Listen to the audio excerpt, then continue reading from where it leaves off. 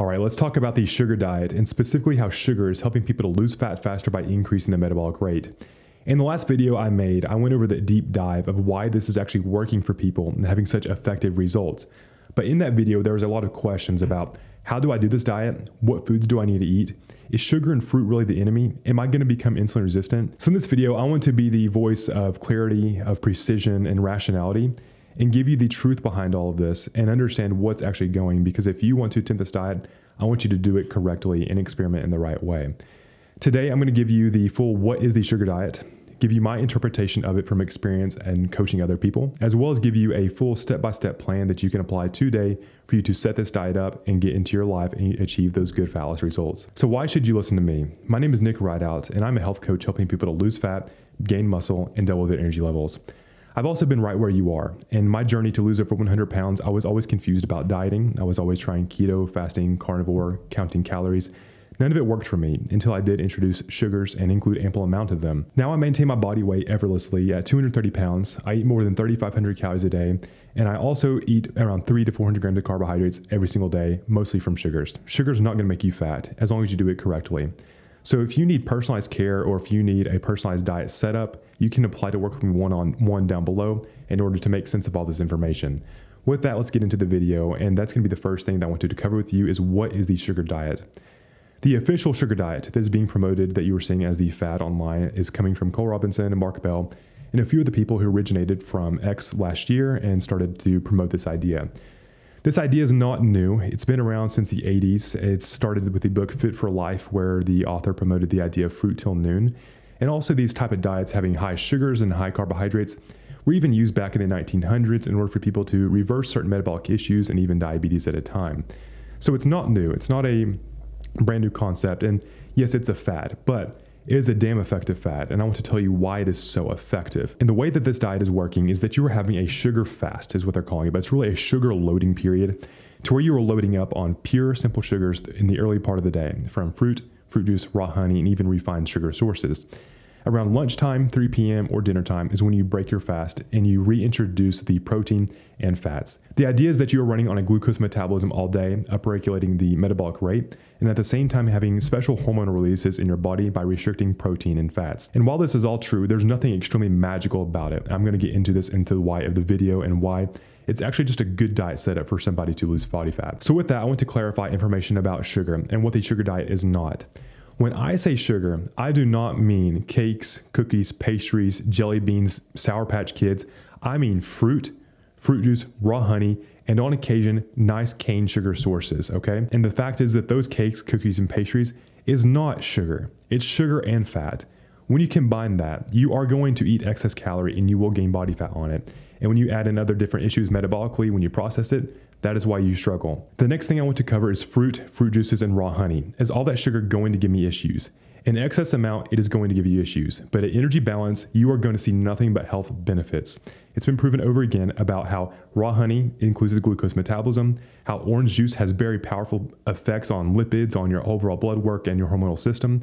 And I just want you to use some common sense here and think that if God, the creator of our universe, wanted us to eat something or did not want us to eat it, it would not be put on this planet for us to eat. And fruits are designed to be eaten. And the last thing I want to clear up is that people who say that sugar makes me fat, it makes me inflamed, it gives me a ton of issues. Genetically, yes, you could have some issues, but for the most part, it's because you are dysfunctional and not the sugar. If you are metabolically dysfunctional, or if you are in a state to where the energy production in your body is not high enough, you cannot use the sugar. So you are going to have problems, but it's not the sugar that's the problem, it's that you are the problem. So with that out of the way, I want to give you a full strategy on how to do this. Now, this is my interpretation of it. This is not the official sugar diet. This is me coming from experience, and I focus on results. I don't focus on theory. I focus on what's going to be working with people in the real world. So if you want to try this diet out, this is what I would recommend for you. The very first thing that you want to establish is going to be your energy balance, or how many calories you need to maintain your current body weight.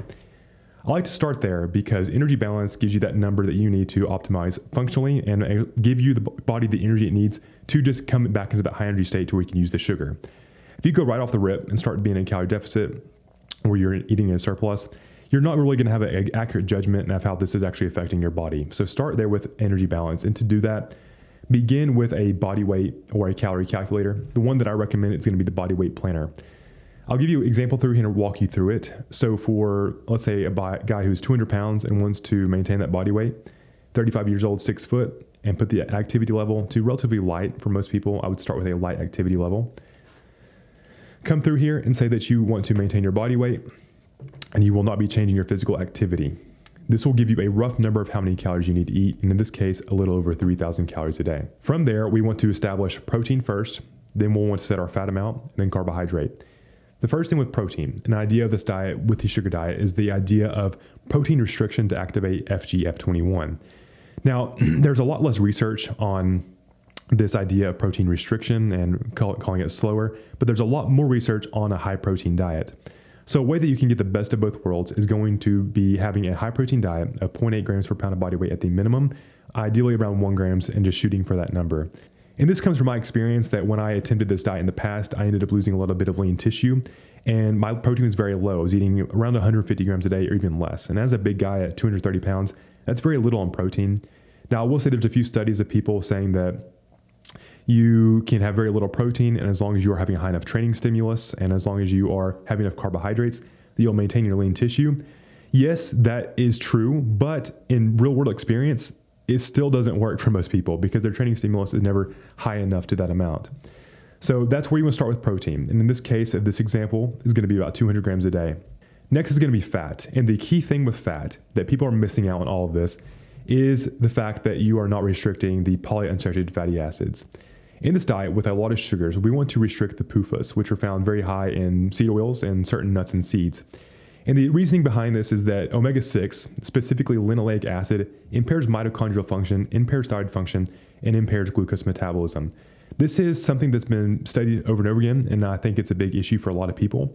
And when you reintroduce a lot of carbohydrates and a lot of sugars, it's sort of a recipe for disaster because your body can't really efficiently use all of this energy. And to really paint this picture, back in the 1940s, it was discovered that when these seed oils, these PUFAs, were fed to pigs, they would just get fatter on less food. But in comparison to a saturated fat from a coconut oil source, it just made them leaner.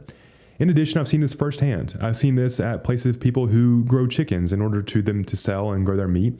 They intentionally lower the thyroid production of these chickens by installing these oils and allowing them to get fatter by eating less food. You want to focus on saturated fats and monounsaturated fats for the most part.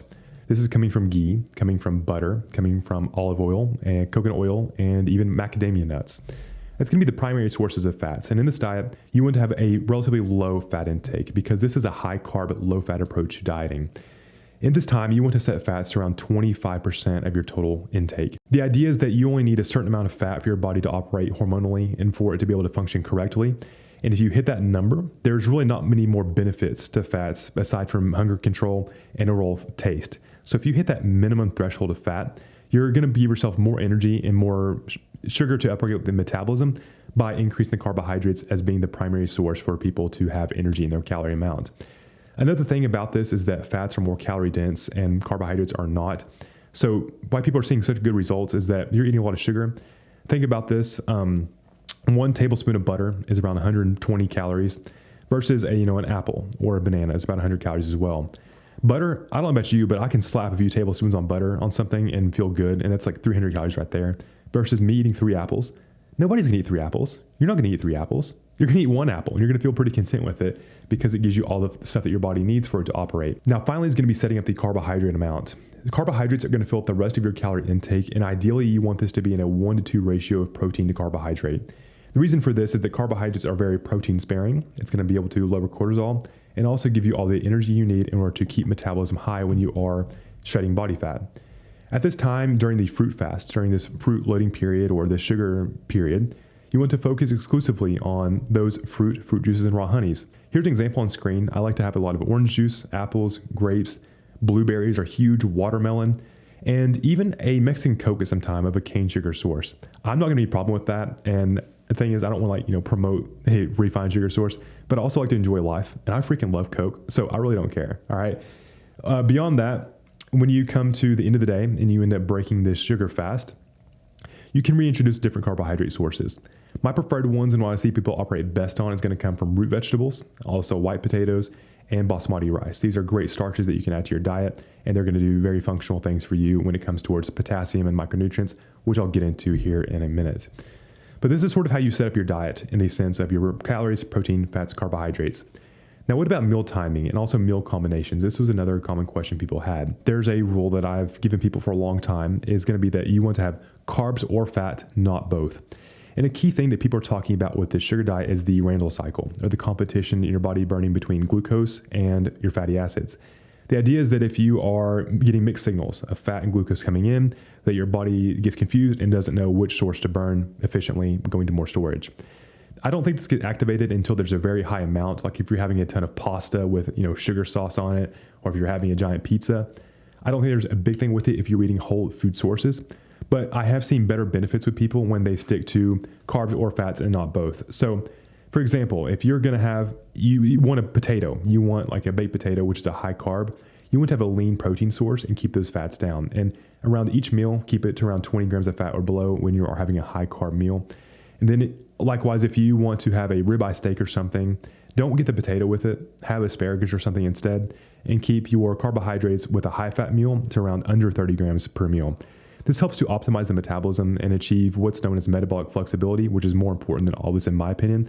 And I'll make a video on that later in the future. Continuing on, I like to spread meals across 5 to 6 meals a day. This makes it feel like if you can eat all day long, you have no restriction. Makes it very easy to be in sort of a energy balanced state and maintain your body weight. For examples of this, I would have lunch at noon. I would come to have another pre-workout meal around 3 or 4 o'clock, coming from a lean protein source, basmati rice, some oranges. A post-workout snack of chocolate milk, maybe some more Greek yogurt, get that nutrients back into your body. You get more carbohydrates here as well, very effective post-workout. And then dinner time is when you introduce the big fat meal of the night. This is where an example for me is going to be eggs, ghee, asparagus, ground beef, and kimchi to help with fat digestion. And this is just sort of an example of how you can set up your diet. And again, you want to customize to you and personalize to you. Nobody's going to know your diet better than you, and you must experiment to find out what that is, all right?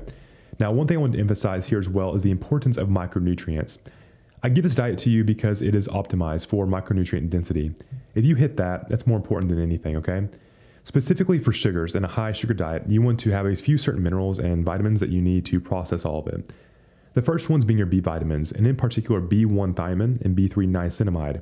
These are both so critical for glucose metabolism, and a lot of people seem to be deficient in these today. So I would recommend supplement these as a side note is something that you can get B1 methamphetamine, HCl, thiamine, mononitrate. All these help to assimilate carbohydrates better, give you more energy, as well as niacinamide. If you increase these, you're going to be operating better on that energy production pathway being on glucose, and you're going to be able to restore function, all right? So to give you an example of this stuff and like how it's been around for a long time and been known, there is a local drink here to where I live called Dr. Enough. This is a diet that is this is a drink from the 1940s that contains literally pure sugar, but also contains B1 thiamine and B3 niacinamide. They knew this in the 40s. So if you're having sugar, ensure that you have B1 and B3, okay? That's gonna be the big thing. You'll find that naturally in a diet of high energy foods. And I do wanna mention that down below there is a high energy diet guide, which explains all these foods into detail and tells you like how much to eat and what amounts and what foods to eat that you can go in further deeper. But with that, another nutrient that you want to have is choline. And choline is critical for your liver function, especially when you're having a lot of fructose and a lot of sugars. It allows your body to better make use of everything. Next is going to be potassium. Potassium is so critical for blood sugar and insulin. And without adequate potassium, you're going to have issues processing all the sugar. In the case here of potassium sources, one orange juice is huge. And next is going to be a white potato.